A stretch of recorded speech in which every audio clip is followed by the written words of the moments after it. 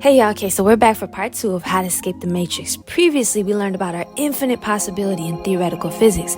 Now, how does this choice pan out in the three-dimensional reality that is the United States? Well, that starts with reviewing the actual definition of capitalism. When we leave big businesses in charge of our lives, and we see where that's led us to a zombie apocalypse where people carry on the bidding of big businesses without even being them. Essentially what Thomas Hobbes called the Leviathan. So, what's the solution? Well, it's to not vote capitalist. Well, see, the opposite of capitalism is socialism. That means the people, not big businesses, decide the fate of our country. So let's look at two candidates who are rocking with socialism. One openly identifies as a socialist and the other doesn't, but definitely job moves like one. So let's see where they stand. Let's start with international policy. This means how we treat others in the world. Claudia ain't with the she's like the US dirty of it. We gotta dismantle all of it.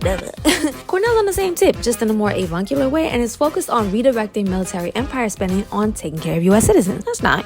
Now when it comes to healthcare, they both believe our taxes should pay for it. This is called Medicare for all. Claudia also is big on holistic care, not just big pharma. Cornell wants big pharma to be in the hands of the government, not private companies. And when it comes to housing, they both believe in affordable housing and more tenant protections to assure housing as a fundamental human right. Claudia wants public housing recipients to manage their properties as a community and not have to go through shady landlords. She also wants to protect people from gentrification. Cornell wants mixed income communities and to continue new developments to have a percentage of affordable housing units. He also wants to improve housing in underserved areas. Now, when it comes to education, they both want education to be free and accessible to all, eliminating student debt. Claudia also advocates for a system that fosters critical thinking and community engagement. Now, this means telling the actual American history of the people with the aim to build political consciousness and solidarity among students. Similarly, Cornell wants to abolish state laws that limit or remove the full and accurate study of U.S. history. Basically a fancier and strategic way of saying essentially what Claudia just said. He also wants to increase federal funding for HBCUs and tribal colleges and universities. Claudia is very adamant that education should serve the needs of the people rather than the interests of the capitalist elite.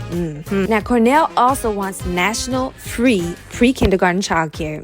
You heard that right. While he doesn't totally get that charter schools are also public, he feels public schools need to be at the center. He does also back an 80K minimum wage for all K through 12 teachers in public schools. I like that. Okay, now that all sounds good, but now let's talk about what a president can actually do. Coming up next.